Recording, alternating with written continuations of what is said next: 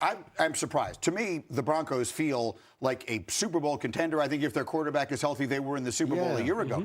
DraftKings Sportsbook has them the third favorites in the division behind Kansas City and the Chargers. I know this is a brutal start, but what are you looking at? Well, I think the first thing is look who the quarterbacks of those other two teams are.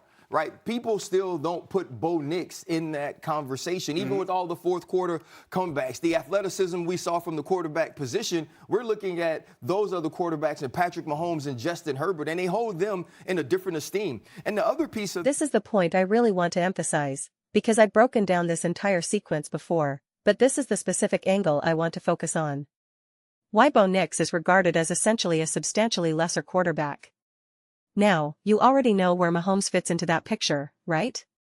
So, this is more the safer comparison is obviously Justin Herbert. And I find the discussion, the whole narrative quite intriguing. Because I've been saying for some time now that the reason people don't trust the Broncos as much as I maybe claim I do, or just in general, whether it's the media, whether it's the people actually setting the betting lines, it comes down to Bo Nix. It comes down to Bo Nix, and I am a supporter of Bo, clearly. And I think it's interesting because now, let me make this extremely clear before we go any further. I absolutely believe Justin Herbert is an elite quarterback. I believe Justin Herbert is an elite quarterback. So, you know, some of the arguments people will use to try to diminish Herbert or boost Bo Nix, I'll personally disagree with. But it still remains an interesting conversation to me, and here's why. I always talk about logic, right? You have to find the logic, you have to find the logic. So much of why people consider Justin Herbert to be great is that they'll say things like, oh, the fastest to reach this mark, the most yards in the first that many games. Right? It's those specific kinds of achievements. Most people aren't looking at footwork and mechanics as a way to judge how great a quarterback is or isn't, right? And again, it's so funny because I added this months ago now and I just never deleted this image because I just knew it would come in handy repeatedly. And it's about players in NFL history with 7,500 passing yards, 750 rushing yards, and a playoff victory before their third NFL season. Bo Nix, that's it. I mean, think about that. Think about that. Not Herbert, not Mahomes. Like I see them do this with Jalen Hurts especially. We pick and choose when we want to highlight someone's mobility, their dual threat ability. You would think, based on how we talk about Mahomes, how we talk about some of the other quarterbacks, that they would be off the charts in some of these statistics, and yet that's not the case. That's just simply not the case.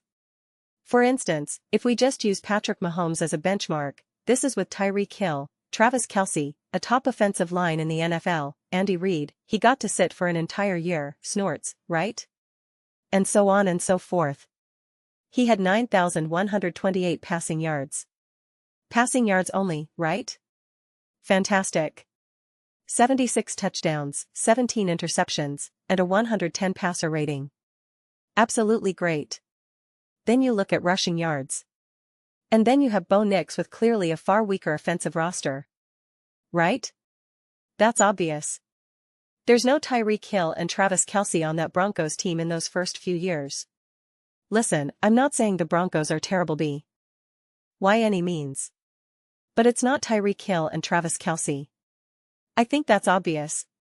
And yet he still put up over 7,500 yards and nearly doubled Patrick Mahomes' rushing output.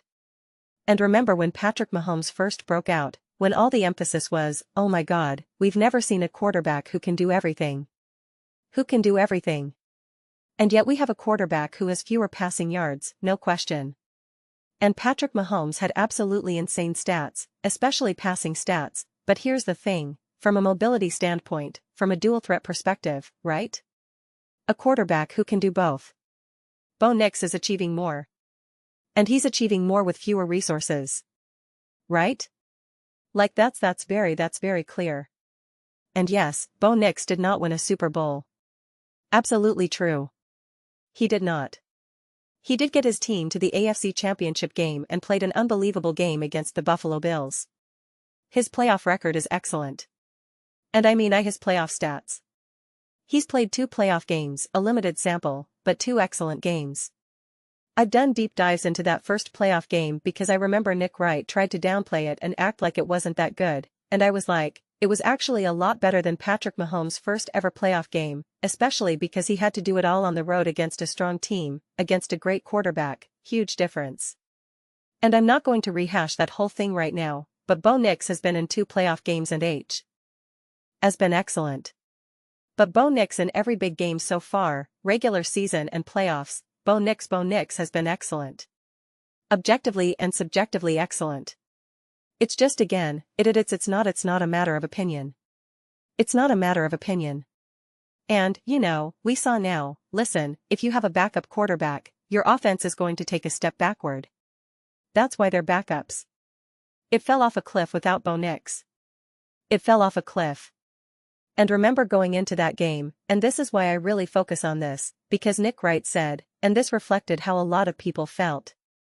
So, this isn't even a specific dig at Nick, but he's just the one who voiced it, that of all the teams that could lose their quarterback to injury, the Denver Broncos are the best equipped for it because their quarterback contributes almost the least amount. And yet without Bo Nix, that offense fell off an absolute cliff. Fell off an absolute cliff. If anything, the stronger argument would have been the Houston Texans and C.J. Stroud, if we're being honest with the results. And heck, considering how Drake May was playing, who knows? So, the bottom line is, why does Bo Nix not get any boost in this kind of, like I said, it's not footwork. It's not mechanics. The average person forming these opinions isn't saying, I think Justin Herbert is better than Bo Nix, or I think, so-and-so is better than Bo because of his footwork, or his release point. I don't know. That's not what it is. That's not what it is. And again, considering what Justin Herbert has managed to achieve with the roster he's been given and the coaching staff, etc., I think it's impressive. That's why, again, I think Justin Herbert is excellent. I think Justin Herbert is great. And I even, when I use Mahomes as a benchmark, Mahomes is obviously elite, special, and all-time great. And clearly the first 2 seasons of his career were spectacular. But we're acting like Bo Nix is just nothing. And when we look at Patrick Mahomes, who had 2 unbelievable first seasons, putting up amazing numbers, you say, well, he also had some amazing players around him. We have Bo Nix putting up relatively comparable numbers. And yet we kind of just brush it aside. And this team would have gotten to the Super Bowl if Bo Nix had played. So, who knows? If Bo Nix is healthy, then maybe they win the Super Bowl. Then in his first 2 years, he would have won the Super Bowl. And Patrick Mahomes actually won his in the 3rd year. It was actually the 3rd year. The season we just saw with Bo Nix was technically Patrick Mahomes' rookie year. Not rookie year. His 2nd year. His 1st year as a starter. That's when he lost in the AFC Championship game. That's just arithmetic. That's just arithmetic. So, it is just interesting. Bo Nix also holds some rookie records as well. Had an unbelievable rookie year.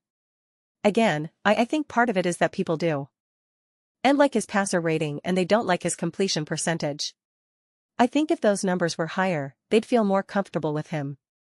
But yeah, Bo Nix is much more of a playmaker than people are really ready to admit, and I do simply find it interesting that you can have the kind of success that Bo Nix has had, and yet not really see him recognized. Like again, even Colin Cowherd, who was very pro Bo Nix and very pro Denver Broncos, he even made the comment. I made the video where he just said, well, who's the quarterback? Bo Nix? The way he said it, I thought, wait, why did you say that so dismissively? Don't you remember last season he said, is it time for the Denver Broncos to consider drafting another quarterback? And that's coming from Colin, who is obviously very pro Sean Payton, very pro Denver Broncos. No one can label him a Broncos hater or a Sean Payton hater. And he was a believer in Bo Nix as well, without a doubt, before he ever took a snap in the NFL. And yet even he was willing to say, well, I don't know. Maybe the Broncos will have to move on from this guy, right? Maybe they'll draft a quarterback this draft or something.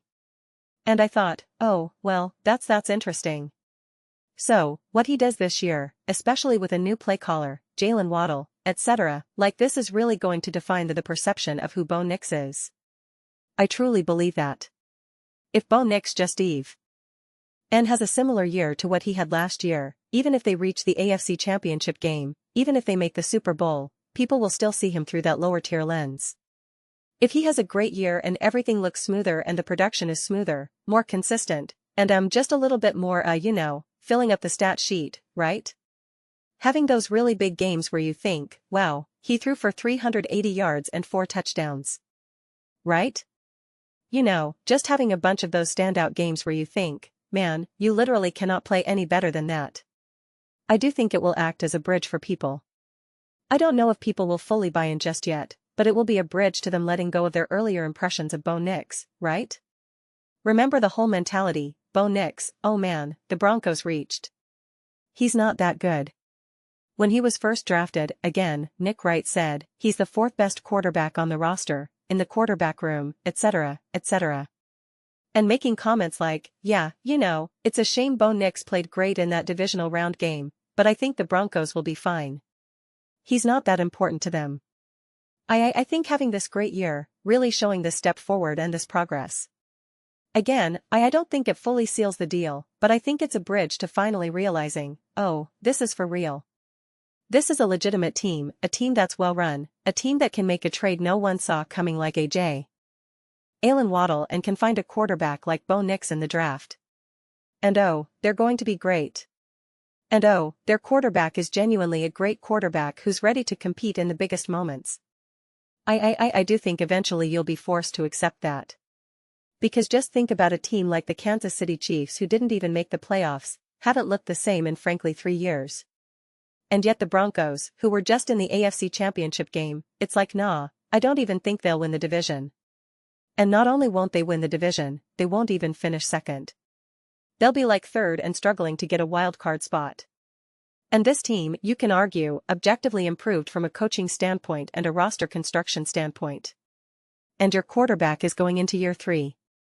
Like that I don't want to frame it as respect or disrespect because I never really buy into that framing. I'm like, oh, is this disrespectful to Bo Nix and the Broncos? I don't buy that ever. First things first or whatever like always asks, is this disrespect? I always laugh at that and point it out. So I don't want to take that approach, but it is I don't want to call it disrespect, it's a lack of respect. And there's a difference. It's a lack of respect. It's a lack of appreciation of what Bo Nix not only contributes to this team, but what he can truly become as a quarterback for the Denver Broncos. So this team did nothing for about a decade till Bo Nix arrived. Bo Nix arrived, they made the playoffs. That's clearly what happened. And again, he's even had when I mentioned earlier about some of those crazy games, which obviously I know he's had some wild fourth quarters and whatnot against the Giants, but people don't see that as a complete performance, they just see it as a crazy quarter, right? They just see those as crazy moments rather than complete, great games from start to finish. And so yeah, I think I'll continue to be fascinated by the conversation and how it plays out. I always knew I wanted to go back and isolate this segment from Ryan Clark when I made this clip originally because I think it's a separate conversation. But I just find it so fascinating that there are without question other quarterbacks who have their own version of these kinds of stats, whether it's a Lamar, whether it's a Mahomes, a Herbert, right? Josh Allen, etc. They all have different variations of whatever it might be. The first 5 seasons, 35 plus total touchdowns, whatever it is. And they get recognition for it, and I think rightfully so and understandably they get praise and credit for it. I'm just trying to still figure out why Bo Nix doesn't get credit for it. I want to understand why for certain quarterbacks we emphasize the dual threat nature and then for other quarterbacks that we just don't want to admit are good or successful, we want to downplay that aspect of their game. It's fascinating. It's certainly fascinating. So we even got to see what this team looked like without Bo Nix, and it wasn't good. We saw what the team looked like before Bo Nix arrived, and technically what it looked like when Bo Nix was there but then wasn't playing. Both weren't good. Both were not good. We saw what the Chiefs looked like before Patrick Mahomes, they were excellent. Winning the division, making the playoffs, even winning a playoff game. That was with Alex Smith, hardly some unbelievably unstoppable quarterback. Alright, man. Just some food for thought. Those are just my thoughts. I'd absolutely love to hear yours. What do you guys all think? Why do you think Bo Nix doesn't get I don't want to say respect, but why are his achievements, his moments really just overlooked? Whether it's fourth quarter comebacks, whether it's fourth quarter stats or second half stats in general, whether it's big game performances, big drives, things like I showed you before, 75 plus 100 yards, etc., etc. Why are some of those things just honestly not even discussed? Like the chart, that graphic I showed you, I have yet to see that ever mentioned on any show. I have yet to see that brought up at all. And I'm just curious. What are your thoughts? Let me know in the comments below. I read every single comment. So, do you agree with me or disagree? Either way, let's get some discussions going. Let's get into some debates, but ultimately, why, let's just have some fun. Please do consider subscribing. We're building an amazing community here. I'd absolutely love to see you as part of it. I want to build something that we all genuinely feel connected to, something we're really excited to be part of. I think we're well on our way to doing that. Please don't forget to give this video a thumbs up. It really does help with visibility and the algorithm. Thank you so much. See you next time.